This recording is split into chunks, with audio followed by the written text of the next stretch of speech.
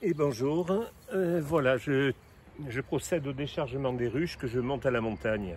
Il pleut tout le temps et formidable, je me retrouve avec une éclaircie, une fin d'orage et c'est formidable. Bien sûr, j'ai dit une fin d'orage et non pas une fin d'orange. Je décharge donc les ruches.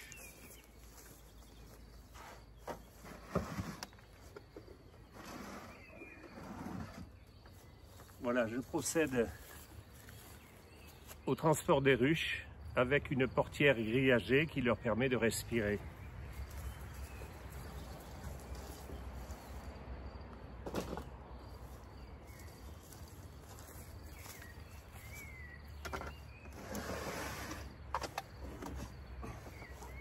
Là, il y a une petite fuite et vous voyez que les abeilles restent sur la portière. Il y a une bonne odeur, je ne peux pas vous en faire profiter. Il y a une très bonne odeur qui se dégage de la ruche.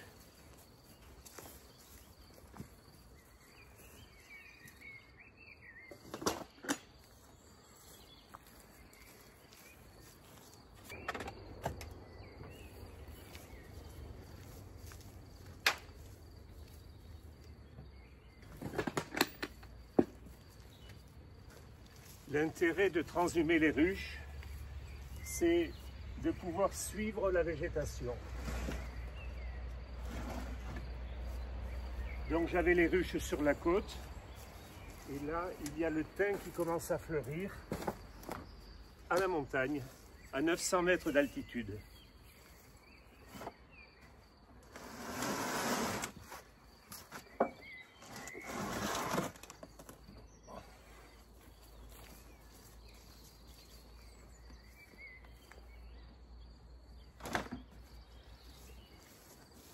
C'est du sport.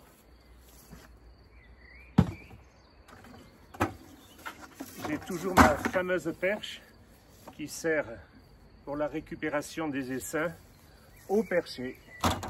Et quand ils sont au perché, il y a des risques. Déjà, quand ils sont en haut des arbres, des risques avec une échelle.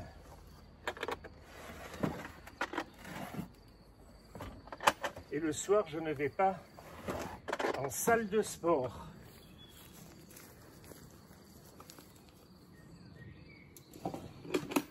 Ça fait plus de 50 ans que je fais ça. Ça tient en forme.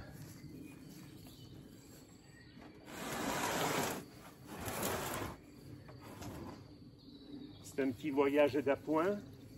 Donc on voit les abeilles. Je vous les montre. Vous voyez la masse noire, ce sont les abeilles qui ont été transportés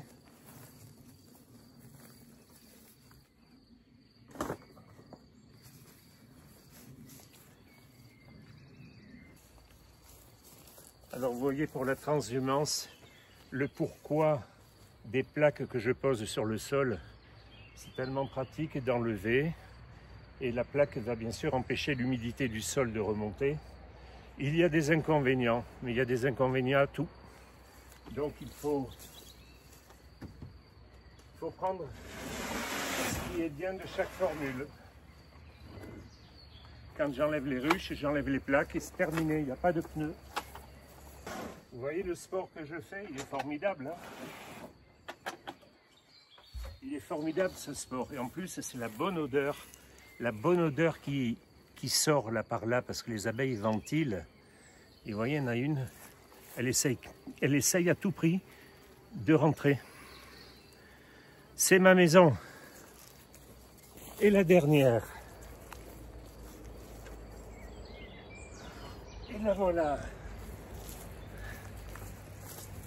Voilà donc, j'en ai déposé là. Et puis, il y en a d'autres que j'ai mises là. Personne ne sort. Pourquoi ? Parce que je les ai apportés cet après-midi et sous la pluie. Donc toutes les abeilles étaient rentrées. Et maintenant, espérons que le beau temps arrive. Parce qu'il y a beaucoup de fleurs de partout. Le thym. Mais il faut savoir que le thym, même si les fleurs sont belles, le thym ne donne pas de nectar tant que la température est en dessous de 20 degrés. Voilà. L'opération n'est pas terminée. Il faut que j'enlève les clavettes qui permettent de tenir le fond de la ruche avec le corps de ruche. Les abeilles essaieront de sortir.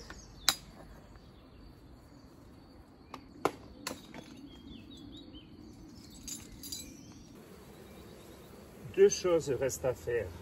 Ne pas oublier de mettre une pierre sur les toitures, car le vent peut emporter, découvrir le toit.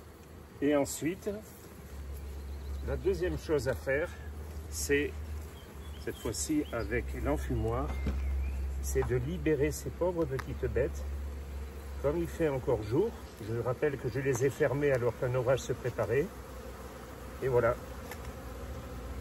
le petit monde est libéré. Ça m'est déjà arrivé d'oublier une fermeture. Alors c'est la catastrophe. La catastrophe, je m'en suis voulu, mais vraiment, une horreur. Et certaines personnes transhument les ruches ouvertes. Alors là, ce n'était pas la bonne solution, parce qu'il ne faisait pas nuit. Et voilà. Je vais ouvrir tout le monde. Je vais libérer tout le monde et mettre une pierre. Surtout, bien compter le nombre de ruches qu'il y a.